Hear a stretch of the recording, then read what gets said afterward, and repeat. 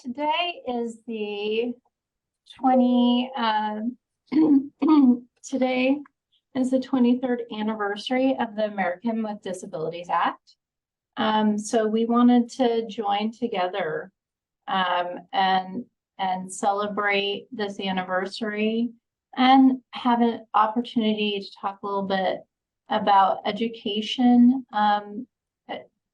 and information around the ADA, as well as understanding kind of new terminology and have a discussion around where we're at with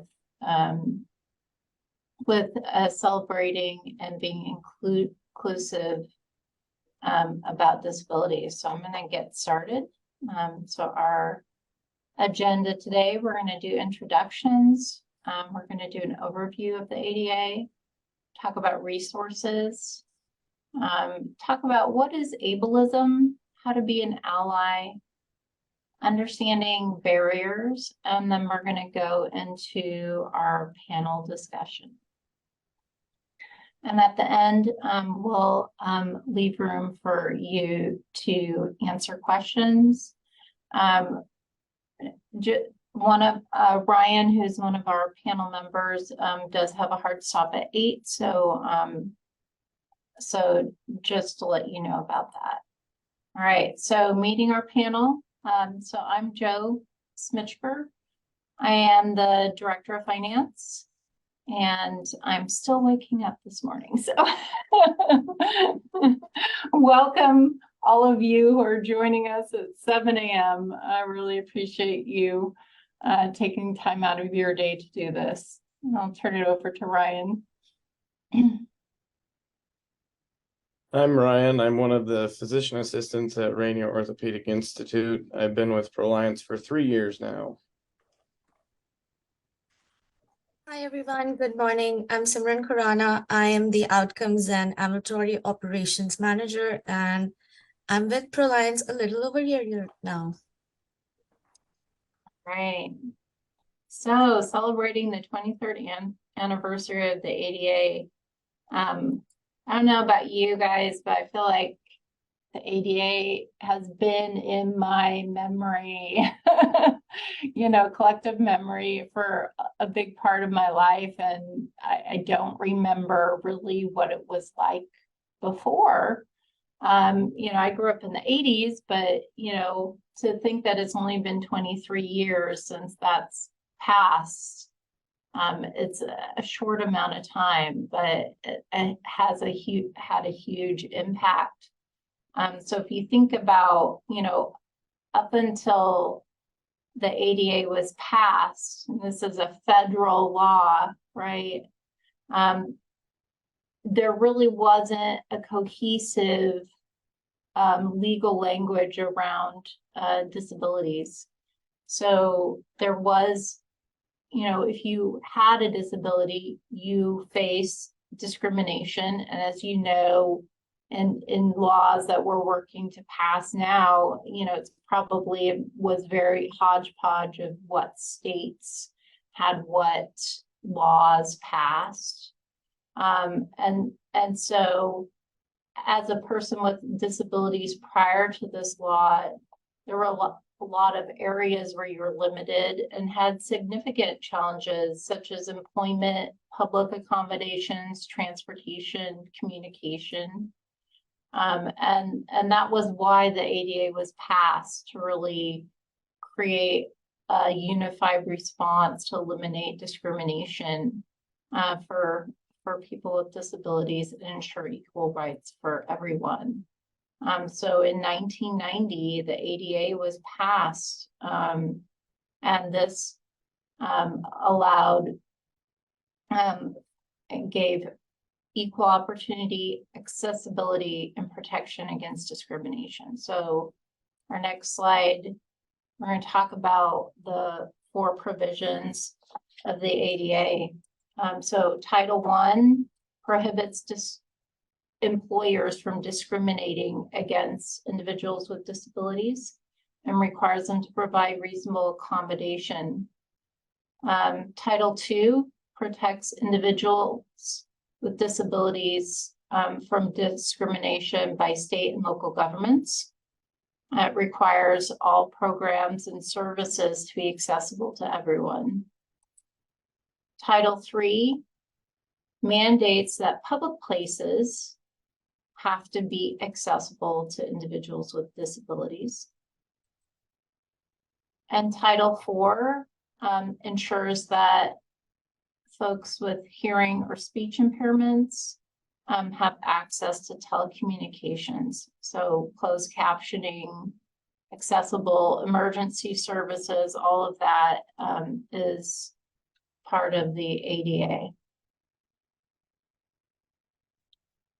So the definition, and I'm going to read this because I think it's really important to talk about. So under the American with Disabilities Act, a disability is defined as a physical or mental impairment that substantially limits one or more major life activities of an individual. And then the ADA also protects individuals who have a record of such impairment or are regarded as having such impairments. This means that even if a person does not currently have a disability, they may still be protected if they have a history of impairment or if others perceive them to have an impairment. I think that's really powerful. So it's not just, do you have a disability, or you perceived to have a disability? And if that is the case, then you are protected under the ADA. All right, so next we're going to talk about resources. If you have not been to ada.gov, take a look. It's an amazing resource. And it's laid out in a way that's easy to understand, easy to navigate. It's a great website. Another resource is the ADA National Network, and this is a not-for-profit, and they support folks with disabilities. So they offer resources and information, and they have a lot of good guidance. They also are advocates for those with disabilities. And then next, I'd like to mention that in our teammate handbook for Proliance,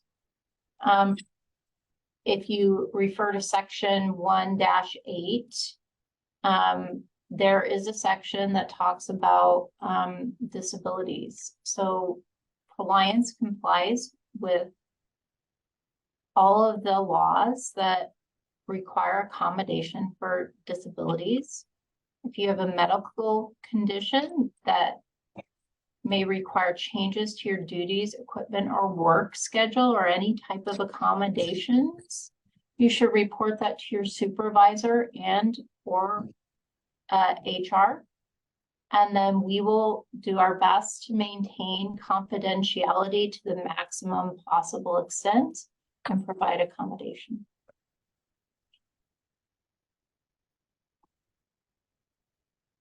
All right, I'm going to pause for just a minute. Any questions?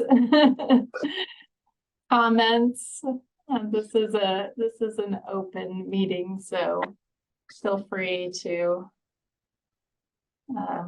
comment. Okay, so we're going to talk about ableism and bias, how to support folks with disabilities. All right. Ableism. Now, this is not a word that I grew up in the 80s. It's not a word that I grew up with. But I think it's a word that is now part of our general understanding of how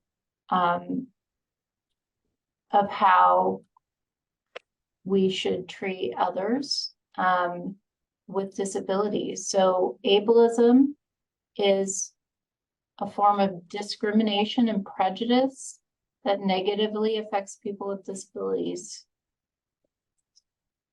It manifests through attitudes, beliefs, and actions that devalue and marginalize individuals based on their physical, cognitive, or developmental differences. It can be overt or subtle, but it results in exclusion, stigmatization, and limited opportunities for people with disabilities. It operates on the assumption that able-bodied individuals are superior and that people with disabilities are inferior or incomplete. And so this is the word that we use to describe discrimination against folks who are disabled. And just a show of hands, how many of you have heard of ableism and the term used? Yeah, so it's new to some folks. Yeah, great.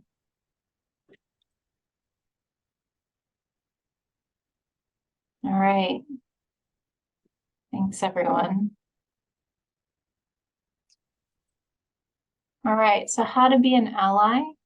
Ryan, I'm going to let you talk about this. All right, so the biggest and most important thing, at least from my perspective, as both a care provider for patients, but also someone having a definable disability, is knowing that it's not only the person that's quote unquote disabled, but also those around you that can help make you feel more comfortable and understand who you are as a person, but also what your abilities are.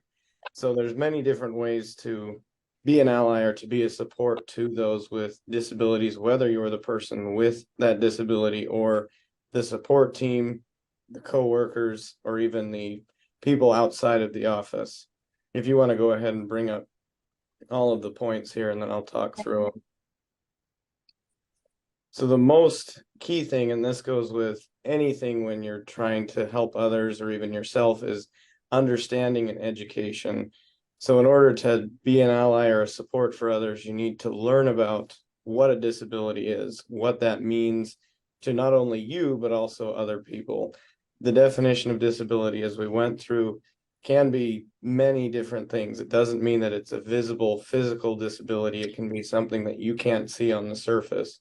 So we need to be able to understand and do that by reading, using other people's stories, or even looking at the news and what's out there about what a disability is and how to support each other. And then internally, all of us have our own biases, attitudes, or beliefs about what a disability is. Knowing what your own thoughts are and what biases you hold can also help you support others. It's important to remember that everyone, no matter what that disability is, deserves equal respect, dignity, and support. And then as we move forward, once you know what your own beliefs are, or your own biases are, recognize what language you're using. This is important to me as a care provider to patients, only because I know that some people that come in to see me have a disability, but if they don't want me to use that language, then I need to be aware of that. And that goes for anyone. We need to be mindful of what language we're using around people, and that comes down to avoiding derogatory terms or slurs and using language that the patient has asked you to use, or even not if you're a care provider, but just even friends, family, or coworkers. So an example of that is using person with a disability instead of saying a disabled person. Or for me personally, I don't necessarily consider myself as a full disabled person from a physical standpoint. I am disabled by definition, but I like people to know that my disability has enabled me to be who I am today. So when people say, well, are you disabled? The answer is yes, but it's really how they want to talk about it and how I want to talk about it with them. And that's the next point, is really listen and then try to help those who are disabled share their feelings. And that's also including reading what they've written, reading what they say, reading the situation, and then just using the resources that we talked about to know how you can be an advocate for those people. And then in any situation, the most critical part, as I said before, is being respectful and inclusive. Everyone deserves equal respect, dignity, kindness, and support. Even if you know that somebody is disabled, you need to avoid making assumptions about what they can do and instead open the door to asking questions, being willing to listen, and then just trying to accommodate those preferences or desires for the person. And sometimes it's hard. Not everybody's going to open the door and say, yes, I'm disabled. This is what I need. Sometimes it just requires you listening to them before speaking. And then continuing to support environments that open that door. So it comes down to, if you're in a public space or your workplace or even online, just encouraging that equal access or equal understanding of disability. And then in the office per se, or in your work environment, knowing that sometimes people will need accommodations to feel comfortable in their workplace. An example of that for me is when I'm in the operating room assisting the surgeon that I'm with, we've come to an agreement that the SCD machine, or the little machine that helps prevent blood clots during surgery, we don't use that. And that's just because there's a trip hazard for me. And I have actually taken that across the room with me and not known it because of my disability that I have. And so just knowing how to communicate with those people who have a disability and really supporting them in what they need. And then the last thing is just continuing to try to stand up against discrimination. There's been a lot of things in the news, and you see it all over the web, social media, is how people either judge people because they're disabled or try to make things harder for them. Really, the goal is trying to make things easier and allowing more involvement and understanding of who we are as people.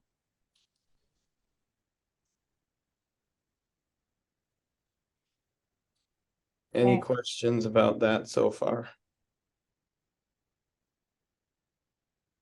All right, I'll turn it back over to Joe, or I think we might have. Yeah, Simran is up next. All right, so we're going to talk about barriers.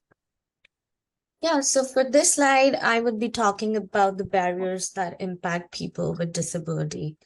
So I think the first and foremost barrier is the attitudinal barrier, which results from others' opinions that limit people with disabilities. Now, sometimes a disability can be seen by others as a character flaw. It can be seen as a reason to infantilize someone, or it might make someone invisible altogether. Now, we have to understand that disabilities are incredibly diverse and each person's experience is unique. Assuming that all individuals with same disability have same limitations or abilities is incorrect and disregards the individuality of each person's situation. Now, it is really important to understand that attitudinal barriers make it much easier for other barriers to persist, which is why it is important for us to understand, educate ourselves, and create awareness about these barriers. Can we move on to the other barriers? Yeah. So other barriers are physical barriers. Now, physical barriers refers to the obstacles in the environments that restrict or impede the accessibility and mobility. And these barriers can make it challenging or impossible for people with disabilities to participate fully.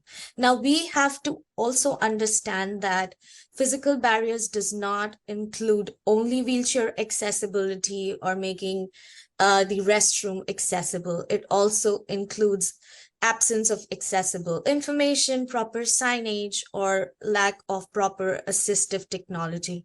Now, for example, lack of or absence of assistive technology, such as hearing loops or captioning systems in public space or presentations, can isolate individuals with hearing impairments. And same goes for lack of proper signage that can create challenges for individuals with visual impairments.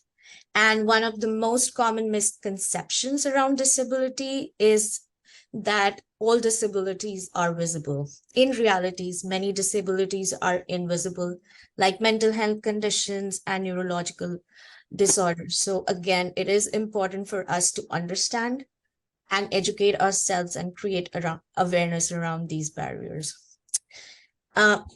One of the other important barrier is the policy barriers. Now we have policies and federal laws and regulations that require accessibility for individuals with disabilities, but this can create a barrier unless those policies, rules, and regulations are fully enforced and rolled out correctly. The next barrier is the communication barrier that results when people are unable to hear, speak, read, write, or understand the information as it is available to them. And this again talks about the things I spoke before related to people with visual or hearing impairments. So lack of proper signage or assistive technology devices can create these barriers. The last and the most important barrier is the social barriers. So social barriers for disabled individuals refers to attitudes and misconceptions that are held by the society and that can hinder full participation and inclusions. Now, we have to understand that these social barriers are rooted in the stereotype and lack of understanding about the disability, leading to discrimination. Now, some misconceptions views disability as burden on families, society, and workplaces. And this stereotype overlooks the valuable contribution that people with disability can make and reinforce negative attitudes. So it is important for us all to understand these barriers and find out ways and educate ourselves on ways how we can deconstruct these barriers and make our workplace a cohesive and inclusive workplace.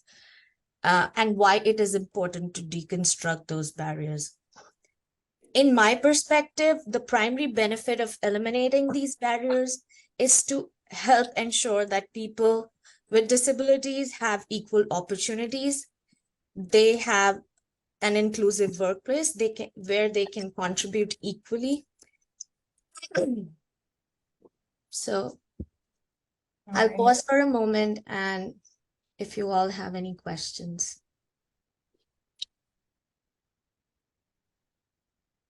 All right, and we included in the presentation, which will be out on the intranet soon, a link to an article on this that you guys can access. All right, so we're going to move into our panel discussion. So our first question is, can you briefly share your personal experience or journey living with a disability or having a family member with a disability? So Ryan, why don't we start with you? So my disability truly began at birth for me. I was born with bilateral club feet. So if you think about the putting club that you used to go golfing, that's what my right foot looked like. I never really considered it a disability, but I knew it was there. And then throughout my first 18 years of life, I had over 10 surgeries on both feet trying to correct the deformity that I had. And then at 18 years old, the doctors presented to me 3 options, which one of them was a below knee amputation. And so I knew for me that if I wanted to continue advancing in not only my education, but my career and just my enjoyment of life, that was the best decision that I could make for myself. And so at 18, I went in and had a below knee amputation. Some people would say that that's a acquired disability, but it truly was a continuation of what I was born with. And since that, even though I've become more enabled, more able to do things, I still get questioned frequently about what I'm able to do, what is something that I need, or things that will make life easier. And while I like those questions, I try to change it and be more of how has this helped me and what can I do to make other people or help other people understand that, yes, it's a disability, but for me, it changed my life for the better. Right, Simran? Yeah, so I had a younger brother who was diagnosed with muscular dystrophy when he was just 6 years old. And muscular dystrophy is a progressive degenerative disease. So at first, like initially, we did not know how to process this information. At that time, there was no internet. So we were completely blank. So as a family, we did not know how our lives are going to turn out. So growing up, our lives were significantly impacted by his condition. Simple activities became more challenging for us. Now, as his condition progressed, we had to make modifications around our home, making it more accessible to accommodate his needs. But that was also like quite difficult for us. But despite all these challenges, I think my brother was the most cheerful and resilient person I knew. He never let his disability define him or limit his ambition. So when he left us, he was doing his engineering. And he had an infectious smile and positive outlook. So although he had all these conditions throughout the years, his courage and perseverance taught us valuable lessons in our life. And living with a family member with dystrophy taught us that life's challenges can be formidable, but there can also be opportunities for growth and understanding. It it strengthened our family bond and made us appreciate little joys in the life even more. We celebrated each of his milestone as a family, and I also learned a great deal about the importance of accessibility and advocating for disability rights. He is the reason I'm in healthcare today, and I actively participate in support groups and connect with families who face similar challenges to create more education and awareness around these issues. All right, so I'm going to share my experience. My daughter was born with a rare genetic disorder, which really mostly affected her as an infant. It caused muscle weakness and vomiting. And then I believe, and it's so rare that there really isn't a lot of information about it, but I believe it also contributed to her speech delay. So when she was 18 months old, we were told if she doesn't have one word, then that means that she's speech delayed. And she didn't have one word for a couple years later. She became conversational when she was 4.5. And if any of you have children, you know that 4.5 is a long time for a kid to start to speak. And so the challenges that we faced with that were, I don't know if any of you have dealt with children who are nonverbal, but one of the things that we had to deal with is just nonverbal meltdowns. And toddlers have meltdowns in general, but when you're a nonverbal toddler, it can be very intense. It can last a couple hours. And it just happens without warning.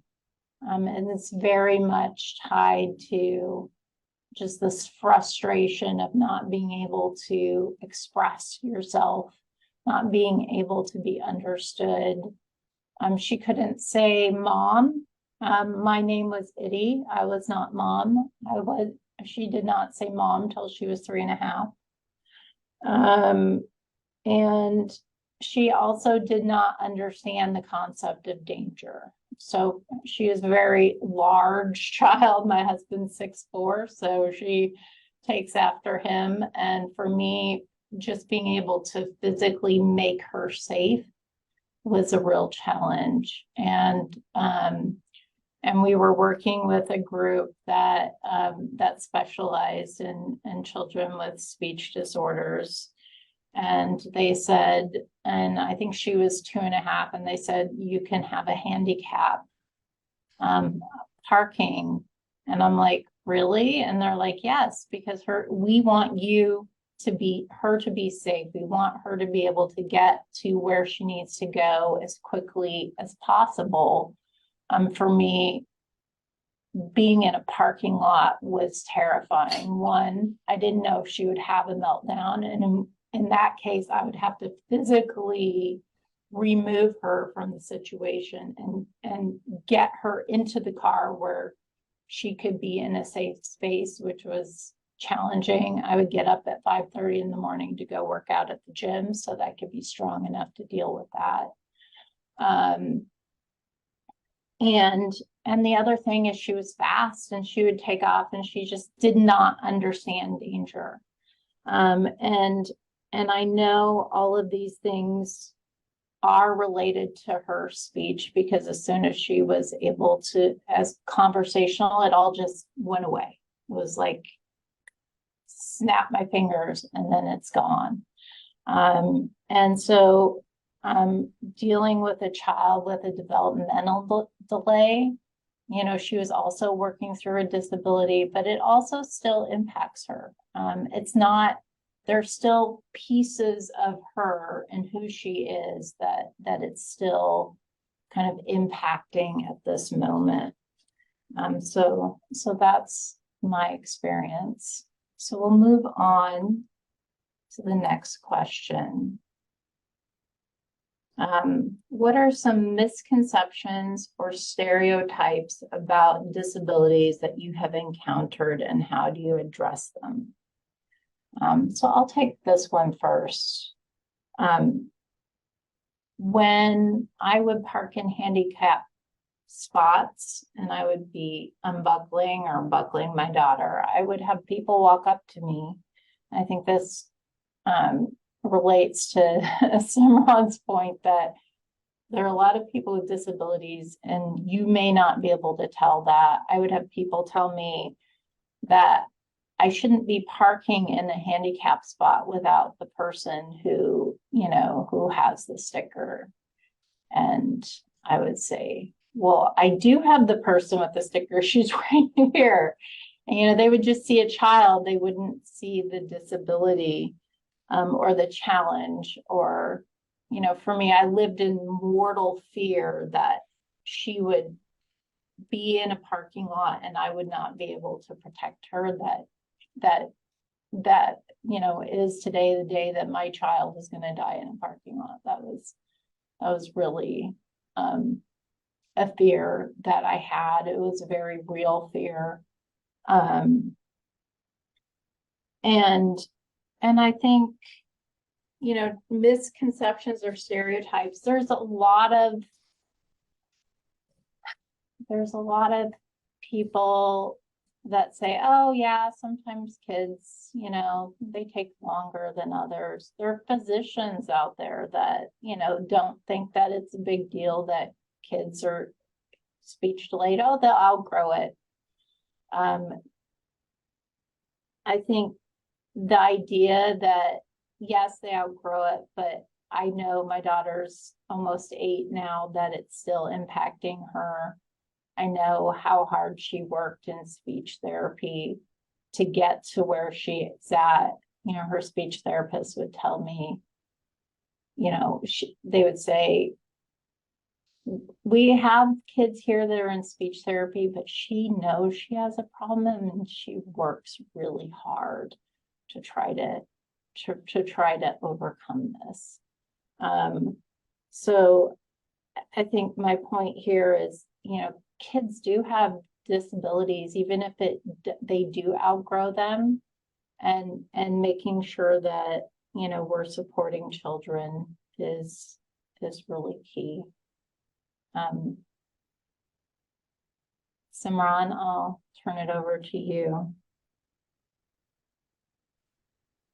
So, one of the biggest misconceptions or stereotypes that I have come across during my childhood and my teenage was that my brother's condition was something related to religious stuff because I belong to a religious family.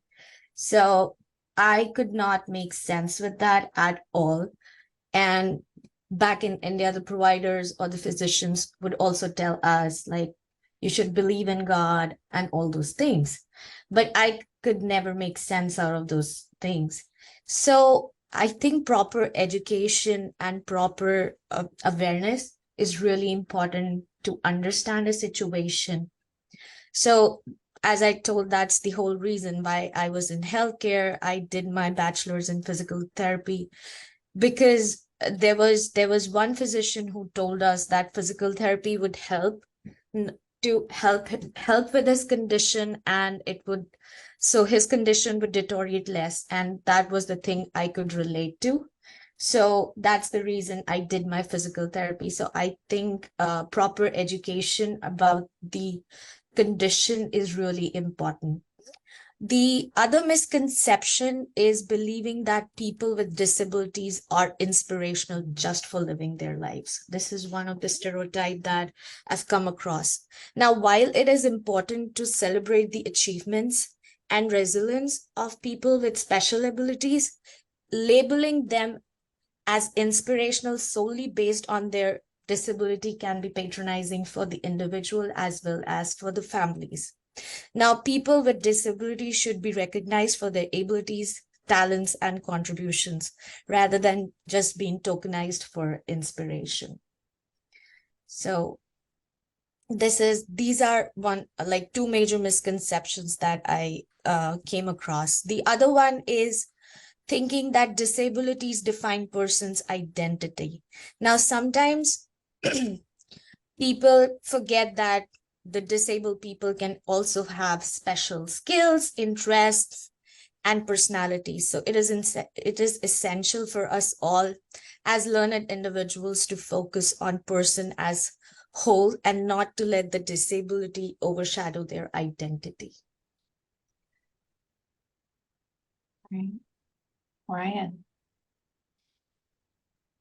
So I think for me, a lot of the realization that people had different thoughts or bias against disabled people occurred when I was applying for professional schools to become a physician assistant.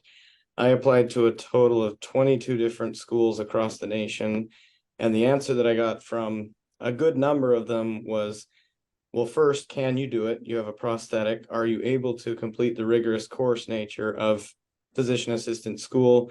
And then number two, what if you can't do a certain rotation? What if you can't stand on your feet all day? We'd have to take you out of the program. And so as I went through that process, it really changed my mindset about what I needed to do to represent myself and also to help educate those other people. Some of these schools that said this, my response was usually something to the effect of, thank you for reviewing my application. If you feel that my prosthetic and my disability inhibits me from being a member of your class, I don't think that I could accept that even if I had the opportunity. And that comes down to me just feeling secure in where I was going to study and who I was going to be around. If the school didn't want to support me as a student and what I came with, then I really didn't want to associate with it and say that I was a graduate, because I couldn't be proud of going to that school. And so the one school that gave me the chance per se, or actually invited me to interview and where I ended up going, was George Washington University in the heart of Washington, D.C. And as I started the program and went to interviews and participated further, there was one professor that has MS, and she was a big advocate for me along with my advisor, and they knew how important the school was to me and that the disability wouldn't stop me from becoming the PA that I wanted to be.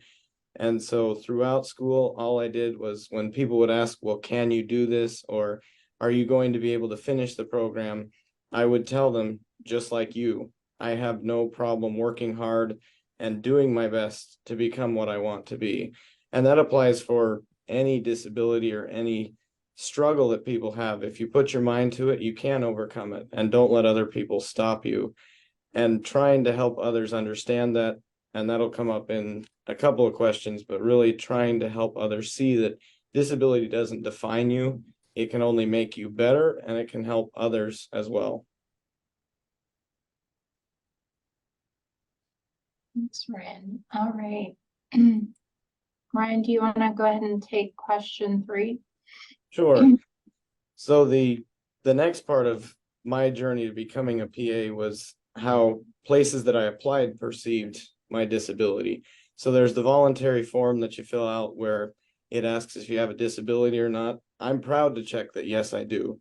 It's just who I am. And some of the places that I applied, whether they were big hospital systems or private practices, that was one of the first questions that came up, is what is your disability and what accommodations would you need, or what do we need to do if we hire you?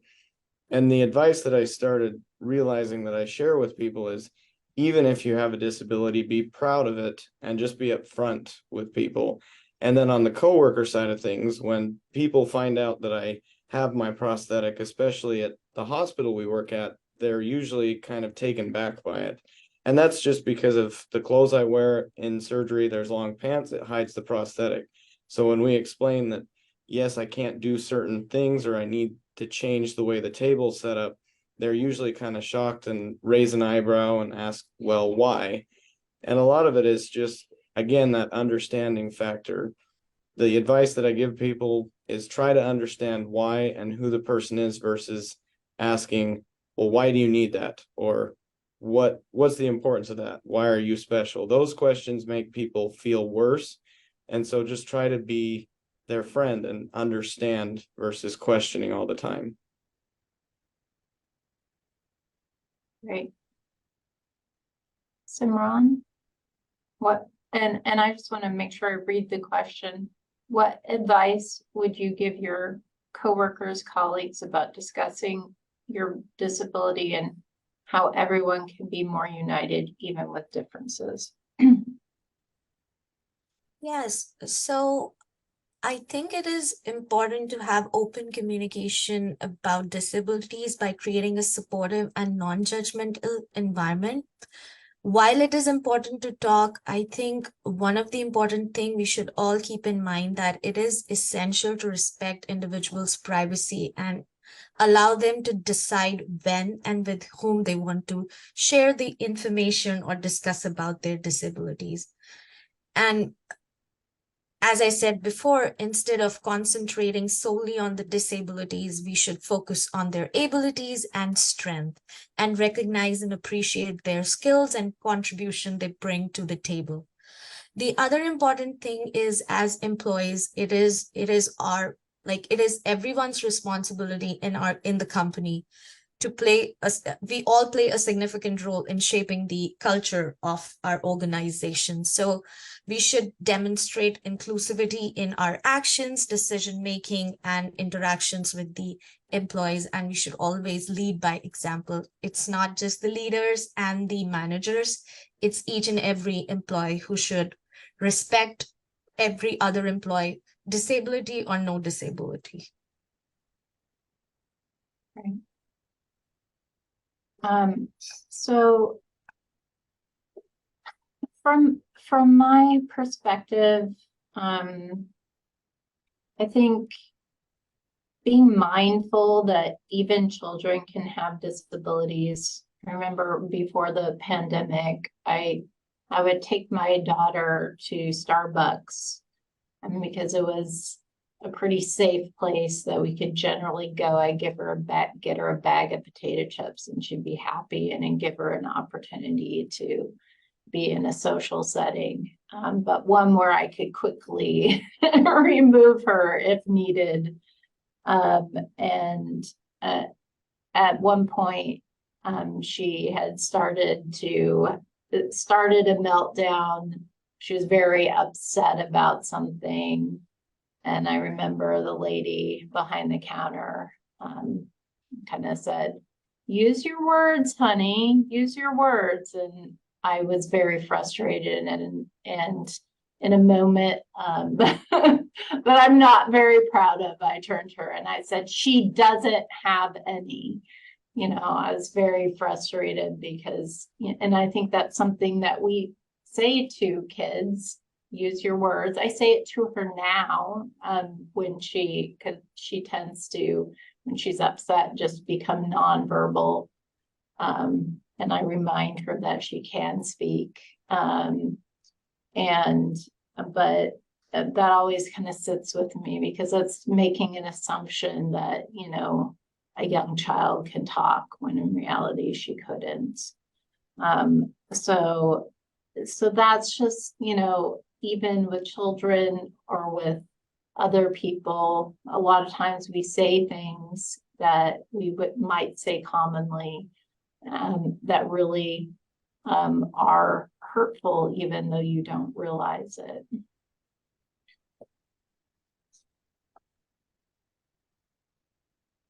All right, moving on to our final question, question 4.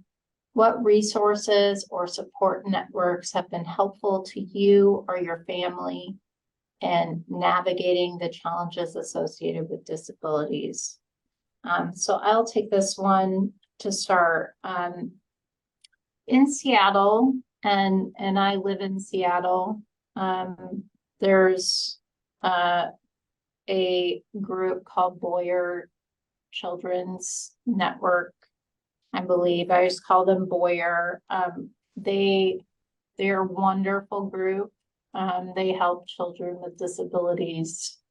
I used them initially for feeding therapy when she had her initially when she was an infant, and then I called them up when she had a speech, when she was speech delayed, and asked them, do you do speech? And they said, we do. They actually will send people to your home to work with your child, which is really incredible that they will go to your preschool where you have a child and work with them.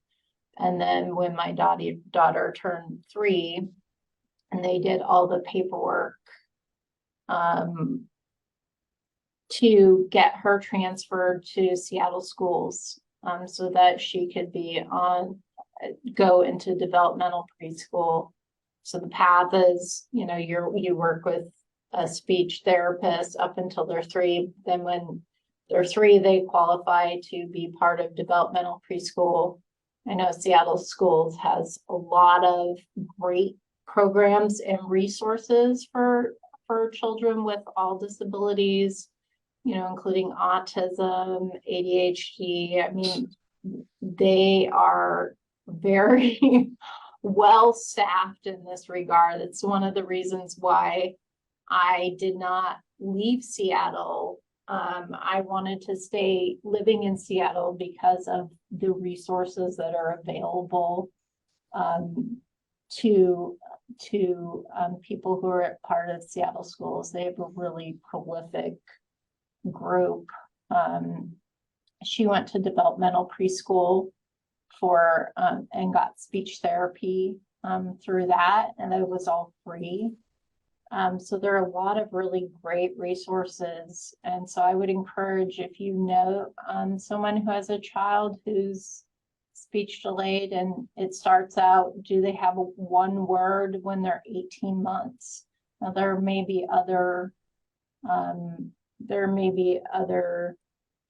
pieces of that with limitations. My daughter had apraxia.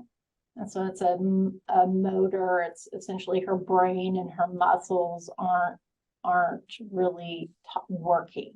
So regardless of what her brain is inputting, her muscles aren't working, and it requires a lot of speech therapy to overcome. So, and then the other piece is,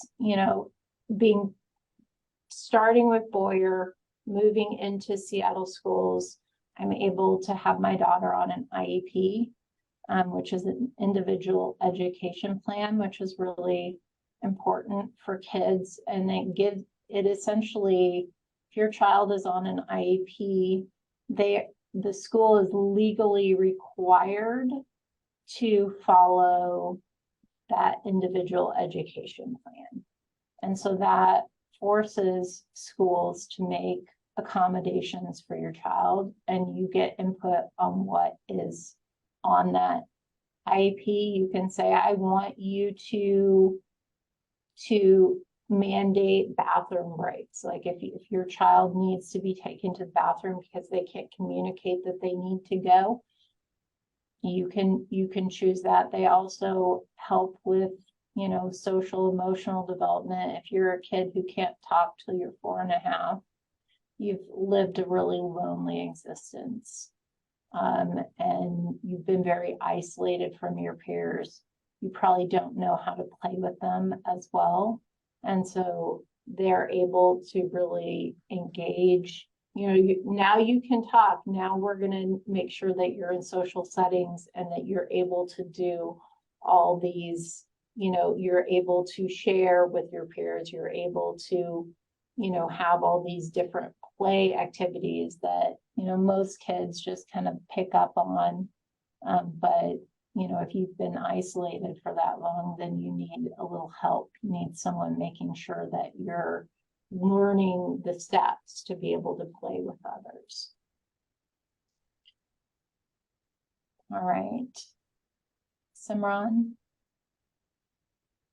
So one of the most important organization that has helped me navigate through my brother's situation and the after effects when he left us was MDA. That's the Muscular Dystrophy Association. So that is one of the most prominent organization for muscular dystrophy in the States, and I think all over the world, because from India, people told me to go through this website and navigate the support groups.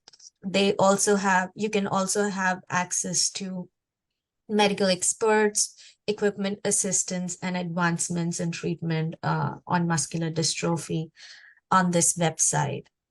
Besides MDA, I know for sure that the kids with muscular dystrophy, it's crucial for them to access educational resources and support services that could accommodate their need.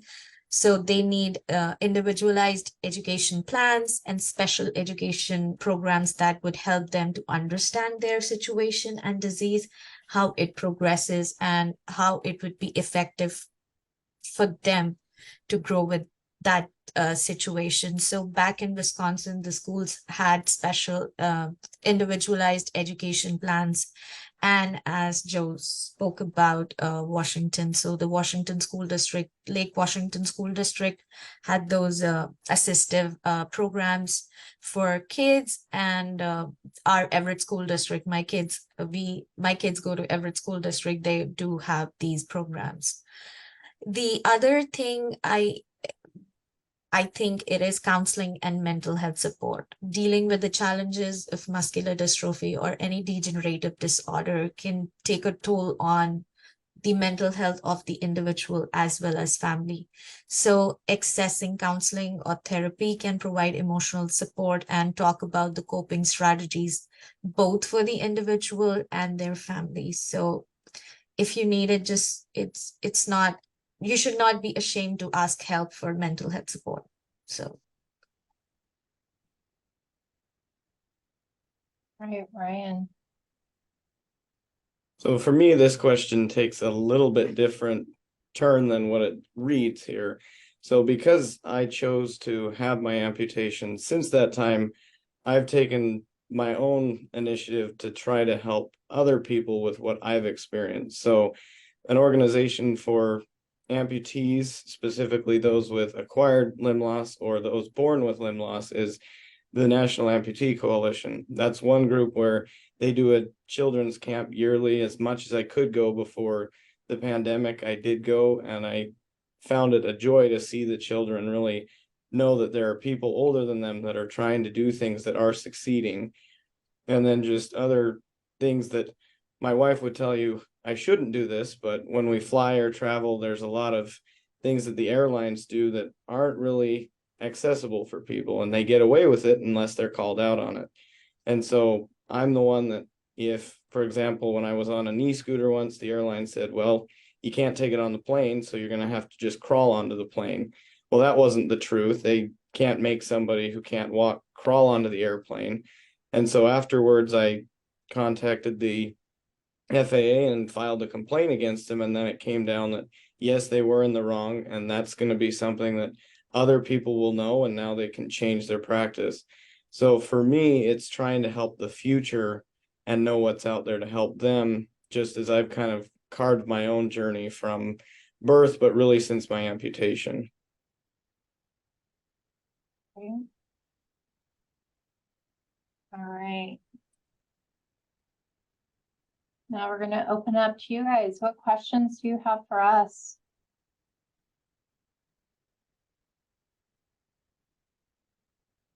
Well, Joe, thank you all for being courageous enough to share. I know that that is very difficult sometimes to put yourself in the spotlight. So you guys are phenomenal. And I think we all appreciate you sharing. There looks to be two messages in the chat, Joe. Matthew Richard left one. I don't know, Matthew, if you're comfortable with coming off of mute and sharing with everyone.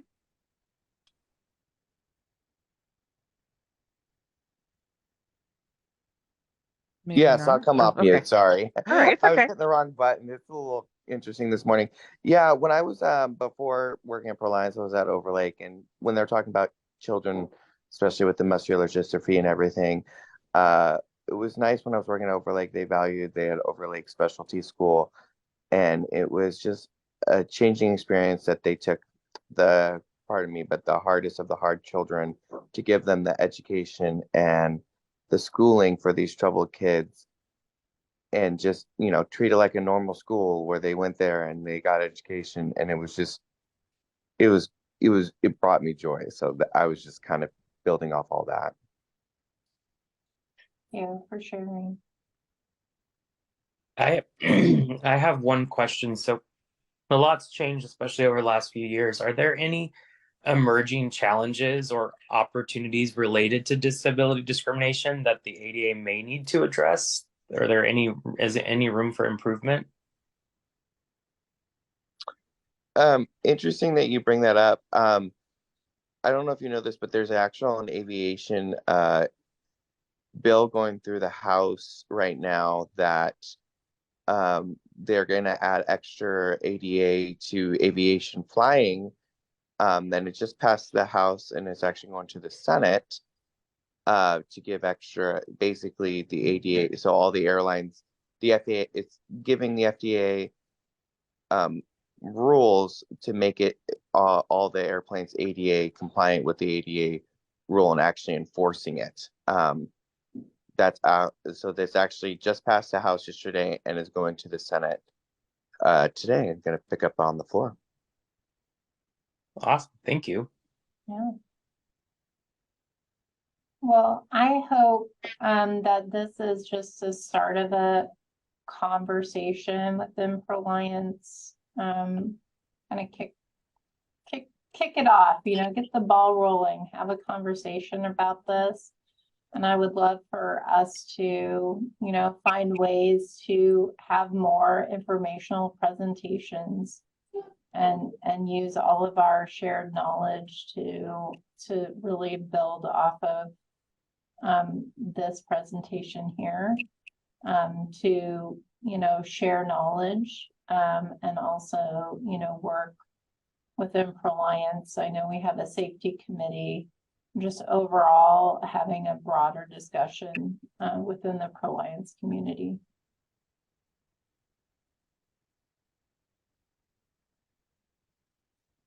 All right, any other thoughts before we let you go?